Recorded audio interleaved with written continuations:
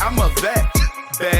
Yes, sir. It's your boy Mouse Lion. We in the building, Rec Room. I got a special guest with me here tonight. Introduce yourself. How you doing today? Hi, everyone. My name is Kelz. You can follow me on Instagram. That's what happened. Okay. Literally go to my page and be like, oh, that's what happened. That's why I made it my tag. And I'm here at the Rec Room. Solid. Now, I see you have certain things on. I'm conflicted personally because I'm a huge Penn State fan. I've attended. I am nowhere near a Cowboys fan. I live in Philadelphia. As a born resident in Philadelphia, I just cannot be. So I'm conflicted. I don't know whether to support or bash or scold. But yeah, I'm glad you're here. This is a moment, you know what I'm saying? Because we appreciate all the love we get from anybody that's, paying attention to the Rec Room podcast. Thank you for shouting us out.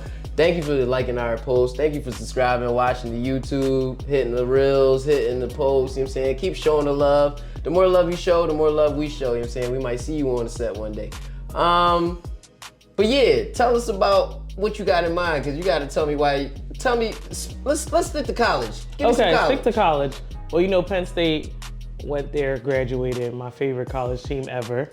I even was just in Miami for their playoff game. Unfortunately, they lost to Notre Dame. Yeah. I was upset about it, but we moved, so whatever. But I do think that Penn State is just a top team. They always been. Yep. Ever since I've been watching. Big Ten, big dog. All the time. Except when it's a big game against other Big Ten big dogs. There's a saying, a 300 look like a Bentley until a Bentley pull up. You feel me? Oh my goodness. And so as a Penn State fan, it hurts me to say cause I was an attendant at Penn State when we won in the Orange Bowl back in the days and whatnot. So to see every time Michigan or Ohio State pull up, it hurt my heart because we can't do nothing against them. And then we get to a big game in the playoffs. This is Oregon's first year in the Big Ten. And they won a title game. Come on, guys. Unbelievable. But go ahead. But at the end of the day, I thought Penn State held their own. I'm glad they made it as far as they did. I'm excited about how now with the new playoff format, how far they'll go in the future. Yes, I'm upset Ohio State won the chip, but it's nothing new. It's nothing new. We have we have beat Ohio State, but it comes in it's like once every 7 years if we're lucky, so. As much as we see a full moon, bro. So, I don't know. That's cool, man. I love Penn State, but money won. And so, you feel me? The roster that spent down there the most money won the championship. Makes sense. That makes sense. You know that makes sense. But there are some really good players from Penn State going on to the draft, like Carter. He's amazing. Speaking of draft, I'm a Tennessee Titans fan. We got the number 1 overall pick, so I'm paying attention to who's out there. Abdul Carter is going to be the top pick. He is. Absolutely. But I don't want to talk about college no more. Tell me about this other shirt you got on. Okay, so I have my Cowboys sweatshirt on.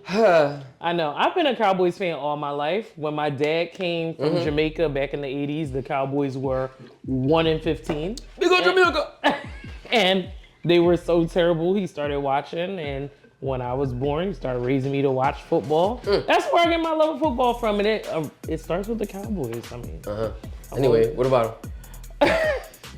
What about them? What really about them? Nothing, because nothing. The Eagles play the Commanders. Yes. And we're just still... Not trash. Yeah, trash. Dealing with Jerry Jones' foolishness once again. Tell me about Jerry Jones. Jerry Jones, I hope one day he comes to watch this exact podcast. Because Jerry Jones, I'm telling you right now, you have lost your goddamn mind. Completely. You have lost it. That's your GM. It doesn't matter. He doesn't need to be a GM anymore, but I'm afraid if I say step down as GM, then his foolish son is going to take over and just make things absolutely worse. I think it's absolutely crazy that you told the Bears that they couldn't interview your coach and you proceeded to let him go the next day. I think it's crazy that you're worried about Netflix documentaries and making sure Dallas Cowboy cheerleaders are renewed for their 16th, 17th season, but yet you can't even pay attention to the draft or pay attention to free agency. I think it's absolutely absurd that after Dak went out, you never even thought, hey, maybe let's sign a solid quarterback too, and he just didn't. He just had them out there with Cooper Rush. Like, Cooper Rush is not good, and we knew that. Ho. He had him out there with Cooper Rush because the quarterback who he gave the money to, who he didn't want to give the money to, but he said, all right, damn it, you can get your money to, got hurt. But I understand your disdain for Jerry Jones. The only time the Cowboys gonna change is when Jerry Jones not there. But we'll say that for a later date. See you for a little day. But Jerry, I'm watching you.